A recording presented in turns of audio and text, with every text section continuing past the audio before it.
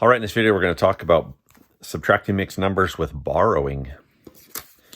So, for example, here we have one, 2 1/4, subtract 1 3/4. Okay, so if you remember from the steps we talked about, we work with the fractions first. So this is 1 1/4, subtract 3 1/4. So I have 1/4, and I want to subtract 3/4.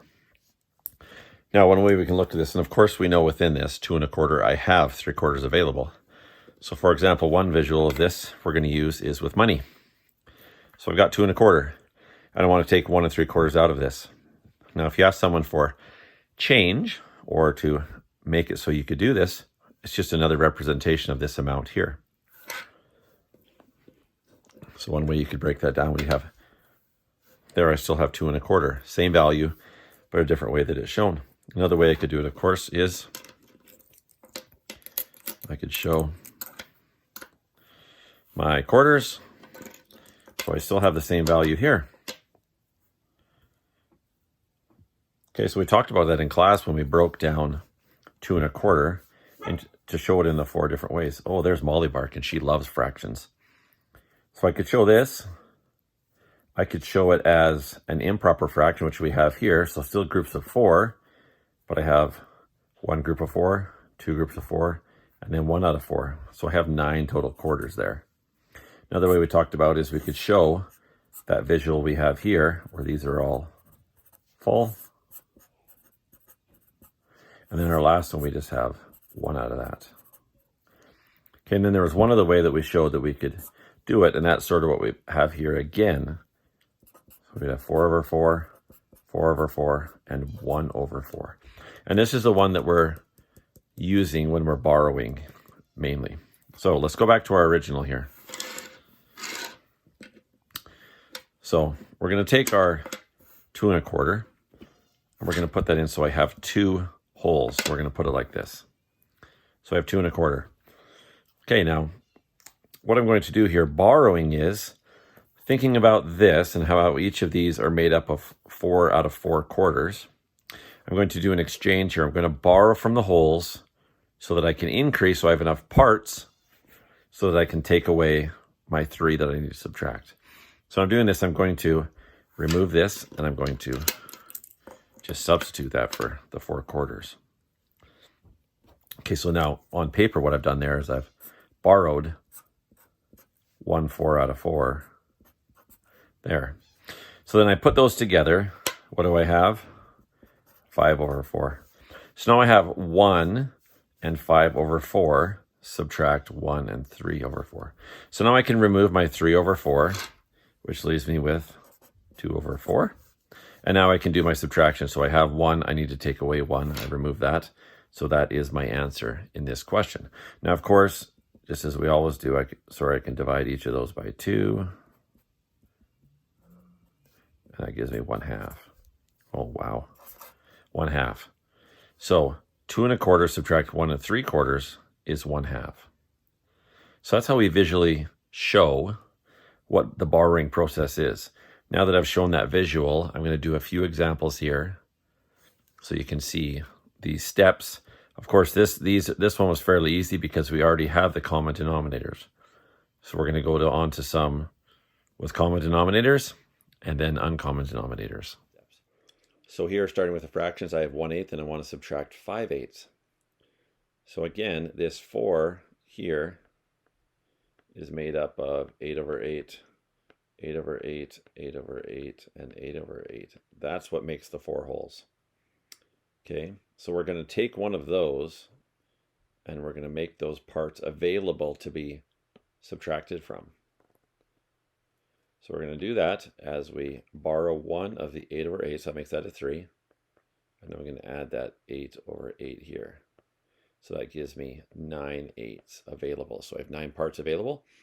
Now I'm going to subtract 5 from that. 9 subtract 5 is 4 over 8. Now I'm done with the fraction. Now I can subtract. So I have 3 holes available. Subtract 2, leaves me with 1. Now we do want to reduce the lowest terms. My greatest common factor is 4. So that gives me 1/2. So my answer in the end is 1 1/2. Let's do another one. 6 1/3 subtract 2 2/3. So I want to subtract 2/3 when I have one part available. Again, amongst here, I'm going to borrow one of those groups of 3/3, which is going to give me 4/3. Now we have 2 available. 4 subtract 2 is 2. Now I'm done with my fraction. I have 5 holes available. Subtract 2 leaves me with 3. Put that little plus sign there. Okay, I'll keep going here. I have 3 parts available and I need to subtract 7. So I need to get some more parts available. So borrow one of the sets of 16/16 that makes up those 6 holes, which gives me 19/16. I can now subtract the 7 from that. 19 subtract 7 is going to give me 12. 12/16. Now I can reduce that again if I just want to do that first. Greatest common factor of these two is going to be, what's it? Oh, sorry, 4. My brain stopped there for a second. Okay, so that gives me 3/4. So 3/4 is my fraction, and then 5 subtract 3 is 2. All right, one more here with common denominators, and we're going to move into the next step. So I have 2 available, I need 5. I'm going to borrow a set of 6/6 from here. That gives me 8/6, subtract 5, which is going to give me 3/6. Again, I can reduce this one. The greatest common factor for these two is 3 itself, which reduces it to 1/2. 8 subtract 1 is 7. Our next one here, so we have tenths and fifths. So I don't have a common denominator. So this would be the same as 1/10 subtract 2/5, right? We cannot do that until we have common denominators. So we're going to do that part first, and then we'll get into the borrowing. So again, I have a 10 and a 5. So I look at the larger denominator. Is it a multiple of the bottom one? It is. So we're going to keep the top one in tenths, and we're going to make this one into tenths. So times that by 2 times 2. So my equivalent fraction there is 4/10. So now I have 1/10 subtract 4/10. So I don't have enough. So now we're going to do the borrowing. So I'm going to take a group of 10/10. Oh, Molly's back. She loves fractions for some reason. I'm not sure what it is. I'm going to add that to my 1/10. So now I have 11/10. And from that, I'm going to subtract 4, which leaves me with 7/10. So now I'm done with the fraction part of the question. Then I do the whole numbers. So 4 subtract 1 is 3. Okay, so again, my first step there is, as always, as if there is no whole numbers here, I have to have common denominators in my fractions before I can add or subtract them. So I do that step first, then I do the subtraction. If I need to borrow, then I borrow, then I do the subtraction. Now on this one, number 6 here, you're going to see that we're going to have to switch both fractions to find a common denominator. So 4 and 6, the lowest common multiple of those is 12. So I'm going to move this to 12ths. Same here. So for this one, I have to multiply that by 3. What you do to the bottom, you also do to the top. Same over here. I'm going to multiply this by 2 to get 12ths. Same to the bottom, same to the top. So then you're going to get 10/12.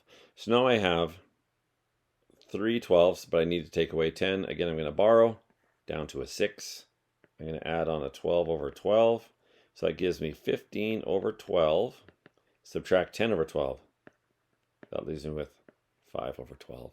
Now we'll subtract the whole. 6 subtract 3 is 3. I'm just going to keep going here. Okay, we've got 7/16, subtract 3/4. No common denominator.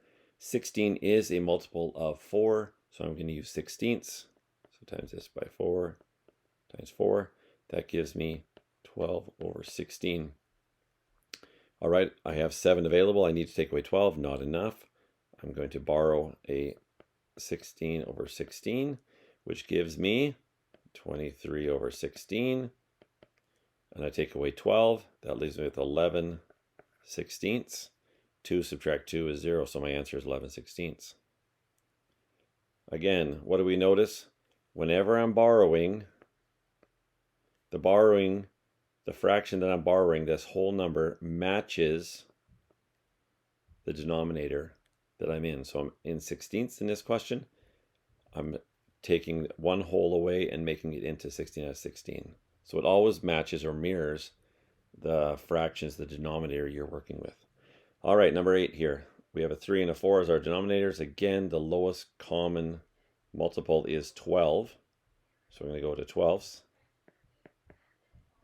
Times 3 times 3, so that's 9 twelfths. Times 4 times 4, so that's 8 twelfths. I don't have enough. I need to take away 9. I've only got 8, so I'm going to borrow again. So I'm going to add 12 over 12. Again, we're in twelfths now. Common mistake there is to add 3 over 3. That's not what we want.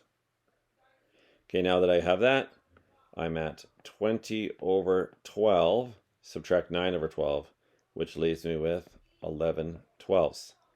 3 subtract 1 is 2.